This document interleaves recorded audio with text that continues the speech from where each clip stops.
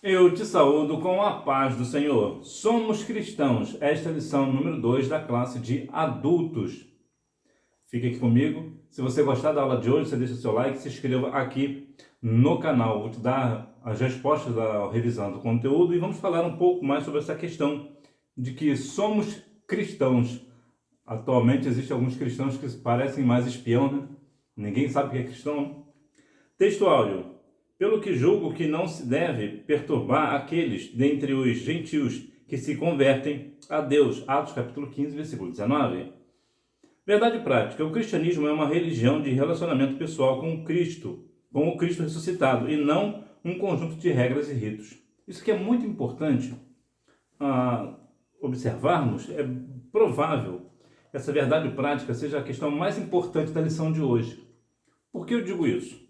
Porque a religião ela é diferente de religiosidade. Por quê? Porque a religião é aquilo que veio religar. Quem é que veio religar? Jesus. Jesus veio religar o homem a Deus. Portanto, Jesus é a nossa religião. Jesus é a religião que veio realmente ligar o homem a Deus. É diferente de religioso ou religiosidade. Por quê? Porque isso dá a ideia de ritual. A grande questão é, o cristianismo é uma religião de relacionamento pessoal com o Cristo ressuscitado. Não é uma questão de regras, não é uma questão de ritos. Então, muitas vezes as pessoas hoje estão dentro da igreja imaginando, porque não perde uma escola bíblica dominical, por exemplo, vai ser salvo por conta disso, porque não perde um culto de doutrina, porque em todos os trabalhos está presente. Só que se esquece do relacionamento pessoal com Jesus. Então, ainda que uma pessoa, claro, é uma bênção estar em todos os cultos, é uma bênção, podendo ir, é uma maravilha. Entretanto, muitas pessoas hoje vão à igreja somente por um ritual, como se diz lá na gíria do futebol, né? Só para cumprir tabela, só para o pastor ver, só para o dirigente ver, só para a irmã do círculo de oração ver. É importante deixarmos claro que o cristianismo, ele é uma religião de relacionamento com Cristo ressuscitado. Ou seja, para eu ser cristão, eu preciso ter um relacionamento com Cristo. Como é que eu tenho um relacionamento com Cristo? Orando ao Senhor, buscando Ele em espírito e em verdade, o adorando em espírito e em verdade, buscando-o na palavra, fazendo jejum sempre que possível, entre outras coisas, estender a mão ao próximo. Isso sim é a questão do cristianismo, é viver o amor na prática e não somente na palavra, né? Muitas vezes as pessoas, nós falamos muito de amor, mas nós não vivemos o amor na prática. Então a questão do cristianismo, ele é uma religião que leva verdadeiramente a pessoa ao relacionamento com Cristo. Portanto, não se prenda a ritos e regras do cristianismo, até porque, é claro, eu não estou aqui dizendo para você não seguir as regras ou os rituais, dependendo da situação. Não é isso o ponto. O ponto é não se apegue no sentido de, porque eu faço isso, eu vou ser salvo porque eu faço isso. Porque como eu faço essa regra, eu cumpro essa regra aqui, eu vou ser salvo. Como eu faço esse ritual aqui, eu serei salvo. E não é assim. A nossa salvação ela é pela fé em Cristo Jesus. Introdução. A igreja herdou dos judeus muitas ideias e práticas no campo teológico e ético, visto que a jornada histórica da igreja começou em Jerusalém no dia de Pentecostes, numa comunidade judaica. E esses pontos de interseção levaram alguns a confundir a lei de Moisés com a graça. É muito interessante o texto de João, que fala sobre a questão da mulher adúltera. Deve ser João capítulo 8, né? João capítulo 8 vai nos dar um norte muito interessante. É isso mesmo, João capítulo 8. Fala muito a ideia da lei de Moisés com a graça. Como a igreja surgiu lá na questão judaica, então é claro que ela terá algumas raízes judaicas. É natural, uma coisa ou outra, né? Essa ideia de práticas no campo teológico e ético, né? E eu vou falar um pouco mais à frente sobre isso. Então veja bem aqui a questão de João 8, vai nos dar um parecer muito claro do que nos diz da diferença entre a lei de Moisés e a graça. Uma mulher foi pega no ato de adultério. Pela lei de Moisés, o que aconteceria com essa mulher? Ela deveria ser apedrejada em praça pública para todo mundo ver. Por quê? Porque ela foi pega em adultério. É isso que diz a lei de Moisés. Quando trouxeram esta mulher para Jesus, falaram: mestre, esta mulher foi pega no próprio ato de adultério. A lei de Moisés nos diz para apedrejá-la até a morte. E tu o que dizem? Nós sabemos que perguntaram isso para testar a Cristo, para confundir Jesus, né, para tentar confundir a Cristo. Ou de qualquer resposta que Jesus desse, Jesus estaria errado. Essa aqui é a ideia do povo ali da mulher adúltera. O que Jesus fez? Jesus disse para o povo: aquele que não tiver pecado, que seja o primeiro a tirar a pedra. Atire a primeira pedra. O que é isso aqui? Qual é o retrato disso aqui? É a diferença entre a lei de Moisés, que manda apedrejar até a morte, e a graça, que é Cristo, que faz o quê? Liberta aquela mulher dos seus acusadores. Vê que na dinâmica da mulher adúltera, as pessoas foram cada um saindo, né? E ficou até somente Jesus e a mulher. É muito provável que aquela mulher deve ter pensado: verdadeiramente essas pessoas têm pecado, mas esse aí não tem pecado, ele vai me apedrejar até a morte. Jesus vira-se para ela e pergunta: onde estão os seus acusadores? Ninguém te acusa? Eu também não te acuso. Vai e não peques mais. O que é isso? Graça. Ela merecia o castigo? Sim, ela merecia. Pela lei, ela merecia. Só que Jesus, ele é o quê? Ele é a graça. E pela graça sois salvos. Isso não vem de vós, é dom de Deus. Então veja que aqui nós temos um grande retrato entre a diferença entre a lei de Moisés e a graça. E falando do judaísmo e do cristianismo, veja que são duas religiões que são parecidas, né? Servem ao mesmo Deus, seguem um livro, né? Que no caso é a Bíblia, mas tem algumas diferenças. E essas diferenças, uma das diferenças é Cristo, é a principal diferença. Prevenindo-se contra a tendência judaizante. Subindo outra vez a Jerusalém. 14 anos depois de sua conversão a Cristo, Paulo sobe pela segunda vez a Jerusalém. Essa segunda visita foi por revelação, não sendo uma convocação pelos apóstolos para prestação de contas. É muito interessante que, mesmo depois de 14 anos da sua conversão a Cristo, Paulo ainda sobe a Jerusalém por uma revelação. Hoje, a dinâmica da igreja hoje, eu sou de uma igreja muito tradicional, né? Assembleia de Deus muito tradicional, daquela que tem revelação, visão, dons espirituais.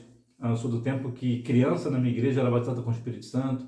Então, é uma questão que traz para nós, pelo menos para mim, uma identidade muito forte do cristianismo, que é a questão da revelação.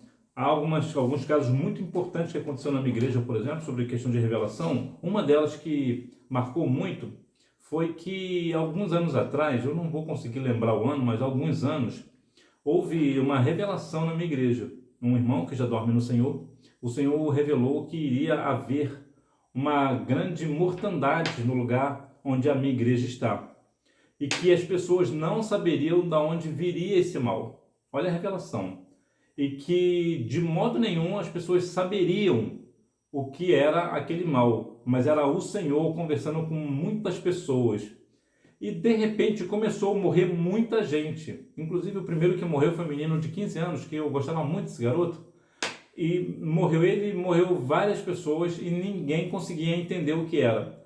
Aí parece que descobriram que era alguma coisa referente à água. O que fizeram? Pegaram essa água, uma amostra, e levaram para Atlanta, nos Estados Unidos. E até agora não se sabe qual foi o laudo que deu essa questão dessa mortandade. O que eu quero dizer para você? Independente das circunstâncias, quando o Senhor revela, vai se cumprir. É verdade que existem muitas revelações que não são da parte do Senhor, mas aquela que é do Senhor, ela vai se cumprir. E é importante que a igreja tenha ainda essa questão em mente. O Senhor ainda usa por revelação, o Senhor ainda revela, o Senhor ainda mostra. Então, vinha de uma consagração de jovens, quando eu era mais jovem um pouquinho, e era algo espantoso as revelações que aconteciam. Inclusive na minha igreja também acontecia muita revelação, as situações muito complexas. Então veja que a revelação é independente. A minha igreja é uma igreja pequena, mas independente do tamanho da igreja, o importante é a revelação, é o poder de Deus atuando na igreja. O objetivo da reunião. É possível que essa segunda visita por meio de revelação tenha ligação com Ágabo, pois a missão de Paulo, pelo que parece, foi levar donativos para os irmãos pobres da Judéia. Aqui a questão de um braço do Evangelho, que é o principal braço do Evangelho, que é o amor. É praticar a caridade. Veja que é muito possível que o Paulo tenha subido a Jerusalém, nessa revelação, para ajudar os irmãos pobres da Judéia. Estava ali acontecendo uma grande fome na Judéia, então as pessoas estavam sem um alimento. Então Paulo o que fez? Ele foi levado para lá por revelação, não foi algo que a igreja pediu para ele fazer, foi algo direto que o Senhor deu a ele, para ele ir para a Judéia, para ajudar os irmãos de lá. E aqui cabe para nós a grande questão, né? Nós falamos tanto de amor, mas será que nós verdadeiramente estamos agindo com amor para com o nosso próximo? Será que quando nós vemos os nossos irmãos padecendo uma necessidade, será que nós vamos estender a mão a eles? Ou vamos fingir que nós não estamos vendo a situação? Nós não devemos de maneira nenhuma ficarmos indiferentes às necessidades dos outros. Nós devemos, como irmãos em Cristo, estender a mão. Tito e a circuncisão. Tito, no entanto, sendo grego, foi um risco que Paulo correu, mas não foi uma provocação introduzir um incircunciso no seio dos judeus. Os judaizantes queriam que Tito fosse circuncidado. Tito, aqui vai entrar muito essa questão do judaísmo. Aí eles tinham muito essa questão da circuncisão. Então Tito, como ele era grego, ele não precisava ser circuncidado. E aqui que vai entrar o grande atrito. Por quê? Porque as pessoas que era judeu, que se converteram a Cristo, queriam que Tito fosse o quê? Circuncidado. Vou falar um pouco mais para frente sobre essa questão. Veja que o apóstolo Paulo, com os fracos na fé, a ponto de circuncidar, circuncidou Timóteo. Por quê? Porque ele via que as pessoas ali eram fracos na fé, não tinha muita estrutura. Então, para não causar um escândalo, não causar um desconforto, ou entre tantas outras coisas, o que fez? Circuncidou a Timóteo, mas não foi o que aconteceu com Tito. É importante que nós venhamos compreender essa questão pela questão dos fracos na fé. Eu vou dar um exemplo aqui bem prático. Imagine que uma pessoa veio de uma outra religião e, por exemplo, não coma carne de porco. E você convida essa pessoa para almoçar na sua casa.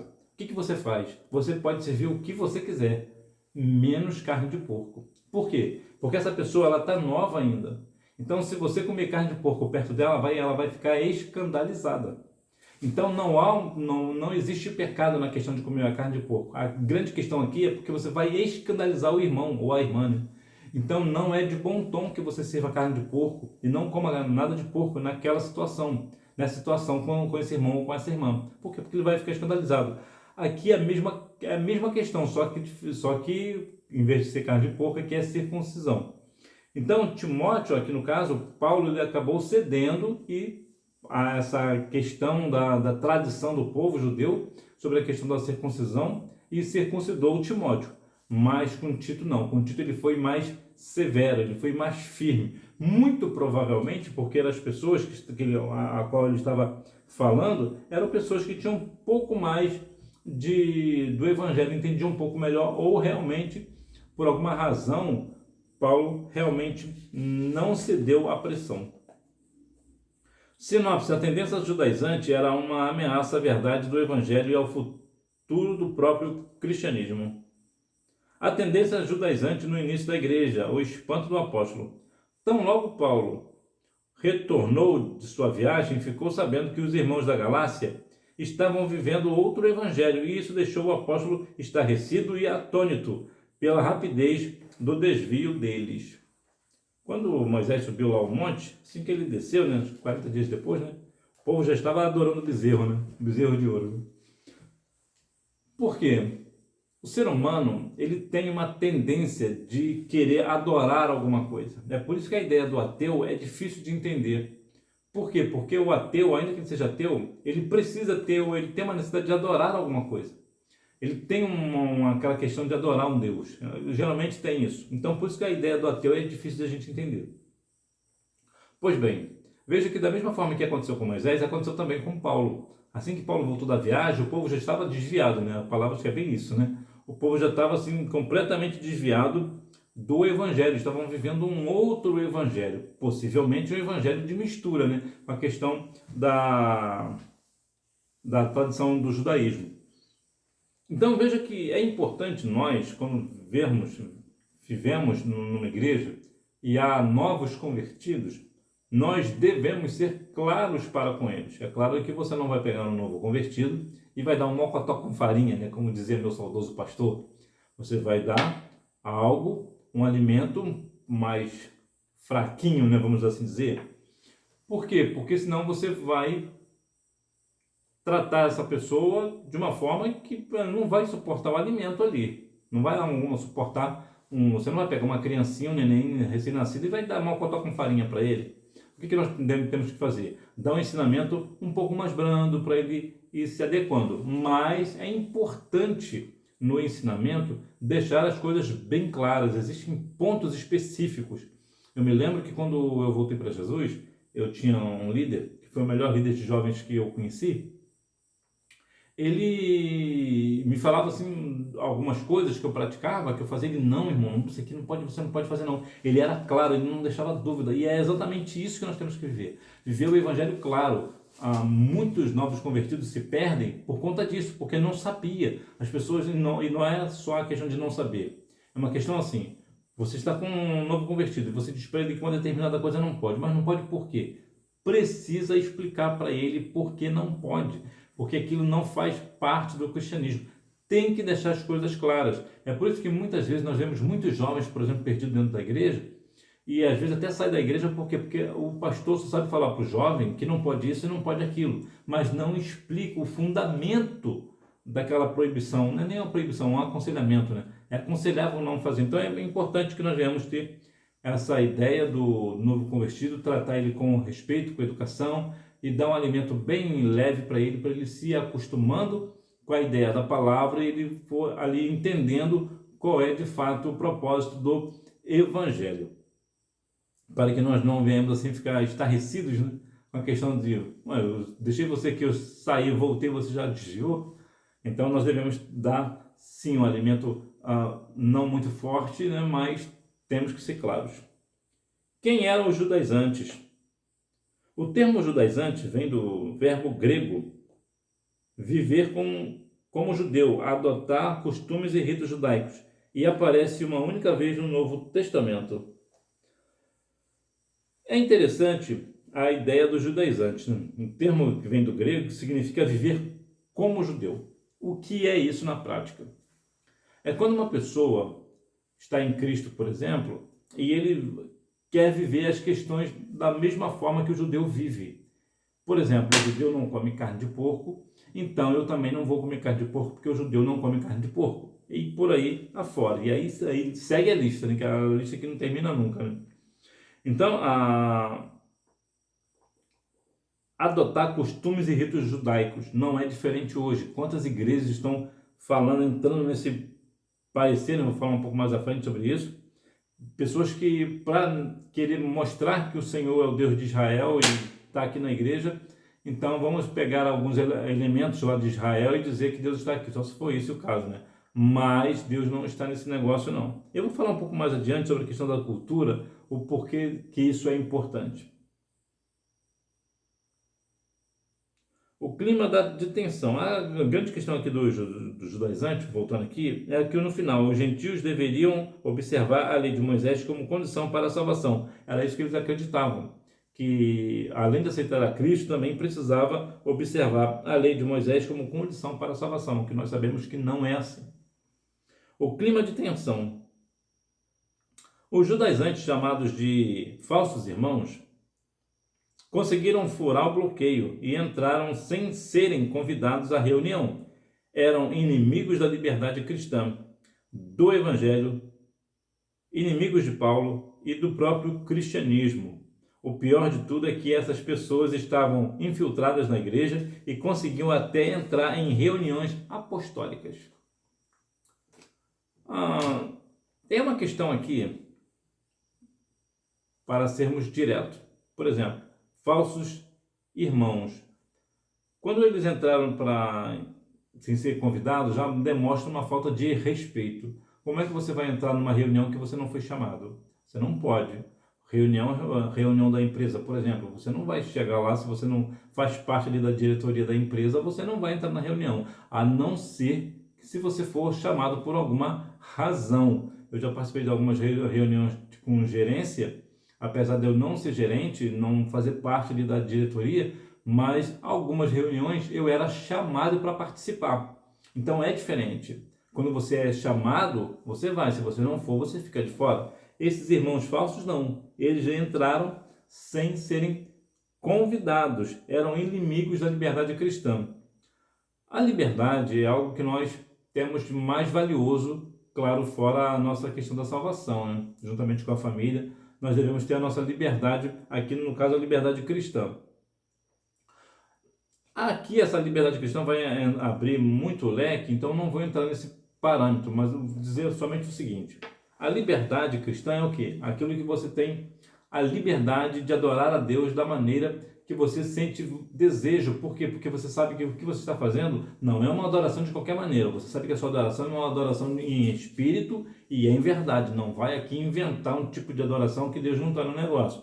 Então, não é porque é uma liberdade cristã que nós podemos fazer qualquer coisa. Não é esse o ponto. A liberdade cristã dá a ideia de você poder adorar o Senhor no templo ou dentro de casa, por exemplo. E também eles eram inimigos do Evangelho. Há algumas pessoas que são amigos do Evangelho, né? Na verdade, os amigos do Evangelho são pessoas mais difíceis de ganhar para Jesus, né? O que é o amigo do Evangelho? É aquela pessoa que vai estar sempre nos cultos e ele não aceitou a Cristo, mas está sempre no culto. Ele às vezes dá até dízimo na igreja, dá até oferta, ele dá. Ele participa até de uma reunião ou outra, dependendo das circunstâncias, mas ele não é crente, ele é só amigo do Evangelho. Esse costuma ser o mais difícil de ganhar para Jesus. Aqui, por exemplo, os judaizantes, eles eram o quê? Inimigos do Evangelho. Eles eram inimigos declarados, né? Também inimigos de Paulo e do próprio cristianismo.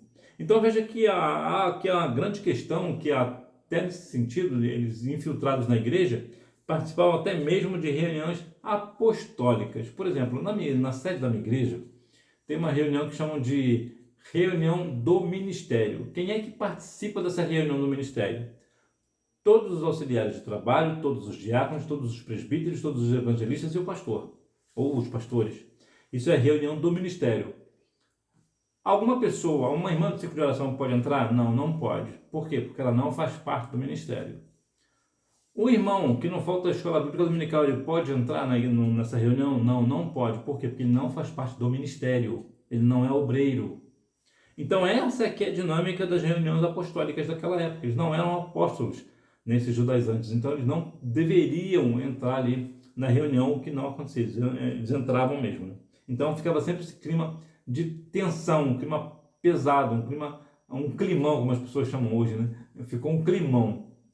Então isso não deve acontecer em nossas reuniões, em nossos cultos, né? Nós devemos sempre estar ali com a liberdade cristã, adorando e bendizendo o santo nome do nosso Senhor e Salvador Jesus Cristo. Sinopse: os judaizantes eram inimigos da liberdade cristã, do Evangelho, de Paulo e do próprio cristianismo. A tendência judaizante hoje. O mesmo Evangelho. O compromisso de Paulo era com os gentios. Ele foi constituído por Deus apóstolo e doutor dos gentios para pregar aos não-judeus. Então, temos aqui qual era o compromisso de Paulo no Evangelho: pregar ao apóstolo. Meu pai, não está saindo. Pregar para os apóstolos e doutor dos gentios, para pregar aos não-judeus. Então, esse aqui era o propósito de Paulo. Ele ensinava a palavra, pregava o evangelho para essas pessoas que não eram judeus, né? Eram doutor, eram pessoas dos gentios. Por isso que ele é chamado, né, o apóstolo dos gentios, né? Porque ele pregava muito aos gentios, aquelas pessoas também, doutores, né? Pessoas muito intelectuais. Então, Paulo pregava para esse tipo de pessoa. E aqui eu quero fazer uma diferença sobre a questão de Pedro. O de Pedro era com os judeus, mas a mensagem é a mesma. Os judeus já eram pessoas, na época, apesar de muitos deles serem bem prósperos, não eram tão intelectuais como os doutores pelas quais Paulo pregava. E aqui eu quero fazer um comparativo. Tanto Paulo quanto Pedro pregavam a mesma mensagem. Mas por que Pedro falava aos judeus e Paulo falava para os gentios? Porque Paulo ele era extremamente intelectual. O texto de Paulo era extremamente rebuscado, diferente de Pedro. Pedro era mais uma pessoa do povão, vamos assim dizer, né? Ele não tinha um nível intelectual alto, mas ele falava bem, vamos assim dizer, né? Então, qual é o ponto aqui? Quer dizer que Paulo, então, tinha um privilégio de pregar aos doutores e Pedro não? Não.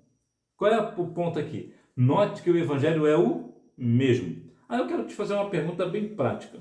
Você não precisa responder.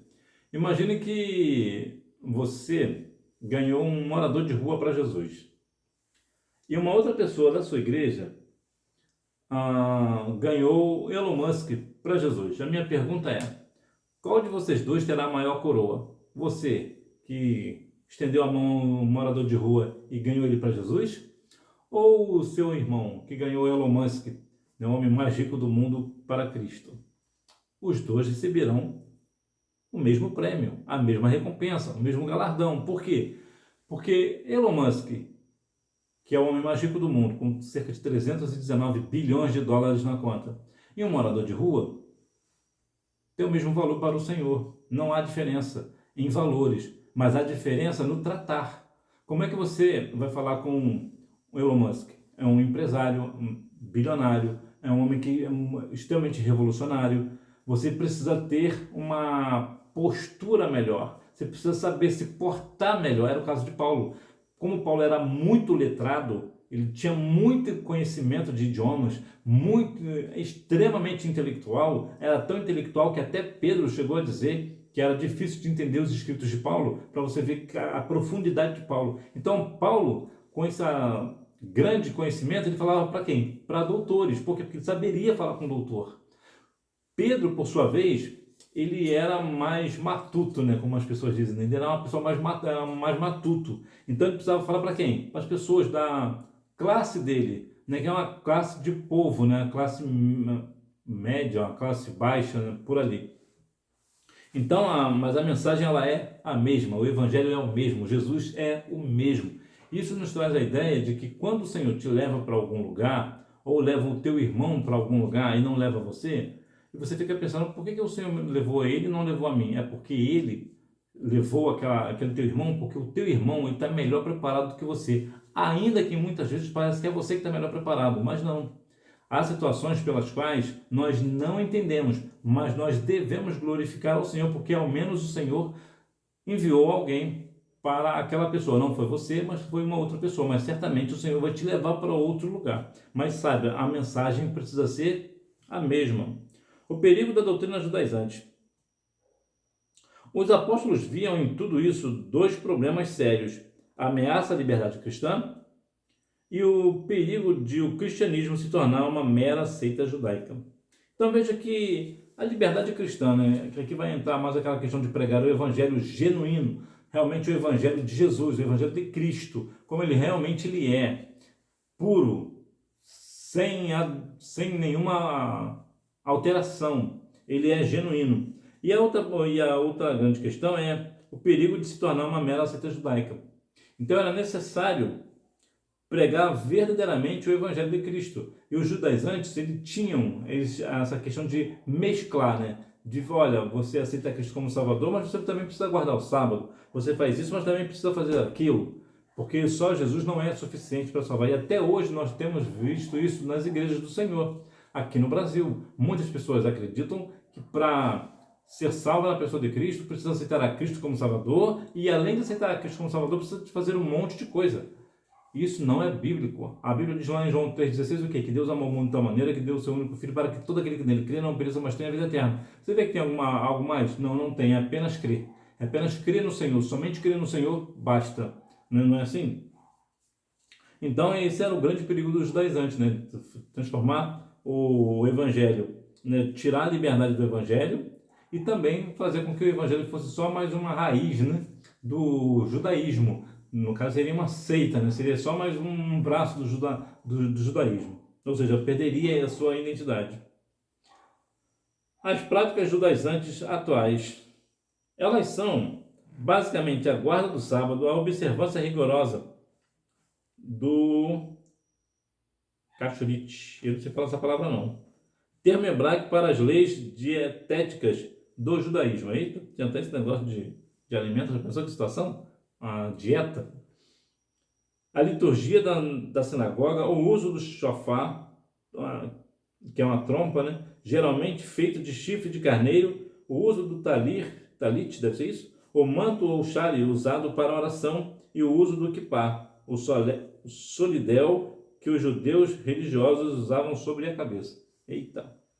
Então, quais as práticas atuais? Eu vou ficar nessa questão da guarda do sábado e também a liturgia na sinagoga. A sinagoga, que para nós seria a igreja, né?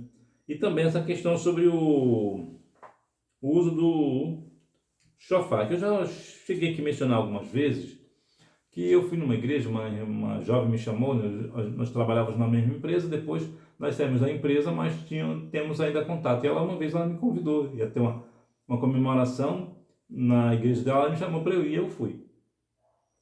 E eu cheguei lá, eu fiquei bem surpreso quando eu vi a questão da liturgia do culto lá. Eles fazem todo o culto a mesma coisa, que é a questão de estender uma bandeira de Israel e orar pela nação de Israel.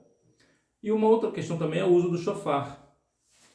E eu fiquei meio que, não vou dizer perdido, mas sem compreender bem. Depois eu fui entender. Falei, tá, eles estão pegando uma prática do judaísmo, trazendo para dentro da igreja. E isso foi inclusive uma Assembleia de Deus.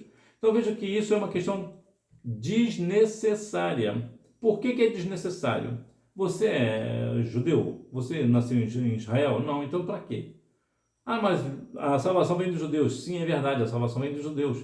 Mas nós não precisamos usar as práticas dos hábitos do povo judeu dentro da igreja do Senhor aqui no Brasil para dizer que o Deus de Israel está. Porque Deus não está nesse negócio. Então, hoje, as práticas judaizantes, elas são muito fortes dentro da igreja. Eu já vi em outros lugares também. Em alguns casos, tem até pessoas que guardam o sábado, que não comem carne de porco. Isso é o quê? Isso é a questão do judaísmo. Então, é a questão judaica. Então, é importante que nós venhamos compreender que nós não precisamos destas coisas. É uma questão até importante de traçar, que é o seguinte. Por exemplo, o judeu, ele é judeu. O que é judeu? Judeu é aquele que é da tribo de Judá. Portanto, ele é israelita. Ou na verdade, ele era israelita. Hoje seria israelense. Então, ele é judeu. Ele sendo judeu, então ele nasceu em Israel. Se ele é um morador de Israel, é claro que ele vai ter as questões de não comer carne de porco, por exemplo, de tocar o shofar. Por quê? Porque já é a prática deles, é a prática do país. É o mesmo que para nós aqui, o arroz com feijão. Geralmente a gente não almoça arroz com feijão todos os dias. Isso é o quê? A nossa tradição. Então veja que é uma questão importante dizer o seguinte: o brasileiro ou qualquer outra nação do mundo não deve trazer de Israel para dentro da igreja no seu país, né? No Brasil, na Nova Zelândia, no Japão, na África, essas práticas de guardar o sábado, de liturgia na sinagoga, né? No caso, a liturgia da igreja, ou seja, o culto só pode agir desse jeito, não pode ter diferença, só pode ser assim. E outras questões aqui já especificadas, nós não precisamos deste negócio. Nós temos as nossas tradições aqui, então nós não precisamos de lá. Eu lembro que na minha igreja tinha um irmão, um saudoso irmão, que quando ele ia começar o culto, eu sabia qual o primeiro hino que ele ia cantar. Aí uma vez eu perguntei para ele, por que o senhor sempre, quando vai começar esse culto, o culto o senhor sempre começa com esse hino? Ele é porque é um hino de abertura de culto. Não está errado, mas o que ele está preso? Ele estava preso somente numa questão o quê? De tradição. Era somente uma tradição. Ele poderia cantar outro hino? Sim, ele poderia. Mas ele só cantava esse hino específico. O primeiro era esse, sempre. Que no caso era o 210. Então, inclusive, sempre quando eu ouço esse hino, eu lembro dele. Então veja que aqui é uma questão que de tradição, mas é uma tradição brasileira, de cantar o quê? Hino da harpa. Mas é obrigado a cantar hino da harpa? Não necessariamente. Claro, com a autorização do seu pastor, você pode cantar um outro louvor, por exemplo, chamar o Ministério de Louvor, por exemplo, e cantar hinos avulsos, por exemplo, desde que, claro, sejam também hinos espirituais. Então veja que a tradição, ela não impacta a pessoa na sua terra nativa, no nosso caso, o Brasil. Geralmente todo culto nosso, nós vamos fazer o quê? Cantar hinos da harpa, é a nossa tradição. Agora daqui a pouco nós vamos querer pegar um hino lá de Israel para cantar nos nossos cultos. A gente não sabe falar, nós mal falamos português, vamos falar lá o idioma lá de Israel, vai ficar complicado o negócio, né? Sinopse: contra a tendência judaizante é preciso aprender a viver na dependência do Espírito e não da lei. Conclusão: o resultado da reunião foi desfavorável aos judaizantes. Só o fato de os apóstolos, sendo judeus, concordarem com a explicação sobre a especificidade de cada grupo dada por Paulo já apontava para o engano desses legalistas sobre a obra salvífica em Cristo. Então, quando o Evangelho, quando a palavra do Senhor, ela é bem explicada, bem mostrada, é às claras, as pessoas vão entender. Nós não precisamos criar grandes situações para demonstrar a nossa espiritualidade, até porque a espiritualidade não se mede dentro da igreja, porque dentro da igreja até a pessoa que é ímpia vai se comportar bem, vai se comportar como crente, mas é principalmente fora da igreja, como é o nosso comportamento fora da igreja, né, com os nossos vizinhos, na sociedade, na escola, na faculdade, na empresa, como é que nós falamos com as autoridades, por exemplo. Então, tudo isso, claro, é uma questão espiritual. E nós vamos lembrar sempre que nós somos dependentes do Espírito, somos dependentes da graça, nós dependemos da graça, dependemos de Cristo. Nós não precisamos nos seguir pela lei de Moisés no sentido de salvação. O que eu quero dizer é o seguinte: você vai lá ler o Pentateuco, que é a lei de Moisés, na verdade é a lei de Deus dada a Moisés, né? E seguir aquilo ali como se você fosse ser salvo por aquilo ali. Por quê? Porque a lei ela não salva. A lei só mostra quem está certo e quem está errado, mas não dá salvação a ninguém. Por isso que a Bíblia diz, né, lá em Romanos 5, 20, né, onde abundou o pecado, superabundou a graça. Porque ali vai falar sobre a questão da lei e vai mostrar a questão da lei. A lei veio só para mostrar que você está certo ou que você está errado, só serve para isso, mas não dá salvação. E quantas vezes hoje as pessoas dentro da igreja acham porque uma pessoa cometeu um pecado, por exemplo, às vezes a pessoa está condenada, olha, não pratica a lei de Moisés, ó, vai para o inferno. Não é bem assim o negócio. E aqui eu não estou falando para você, e até mesmo para mim, para nós vivermos uma vida de pecado. Não é esse o ponto. O ponto é: eu não sou salvo pela lei de Moisés. A lei ela não me salva. Eu posso, não vamos aqui imaginar aqui uma situação, eu sei que é impossível, mas vamos entender, vamos pensar no seguinte: uma pessoa consegue cumprir toda a lei. Vai ser salva? Não, não vai. Por quê? Porque não aceitou a Cristo como Salvador. Se não aceitou a Cristo como Salvador, ela pode cumprir toda a lei.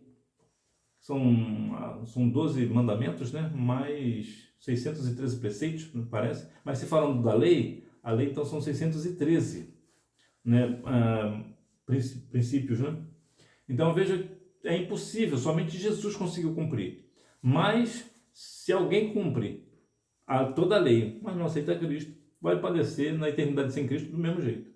Então é importante nós deixarmos claro, principalmente aos novos convertidos: olha, o pecado, quando você peca, você ofende a Deus, ofende a santidade de Deus. Mas isso não quer dizer que Deus vai te amar menos. Por outro lado, se você continuar na prática do pecado, você perderá a sua salvação e certamente virá a consequência do seu pecado. Então, nós devemos deixar as coisas às claras, não ficar falando ao vento, colocando, olha, pensando bem, não é bem aí, e você acaba complicando a pessoa. Quando eu dava aula presencial, eu sempre fui muito taxativo, eu sempre era muito direto. Para quê? Para o aluno não sair da classe com dúvida, porque de modo geral, os alunos eles não fazem muitas perguntas. Muitas vezes eles saem da classe sem saber, mas eles não perguntam, com exceção de alguns, né? Principalmente alguns, né? Geralmente as meninas perguntam mais.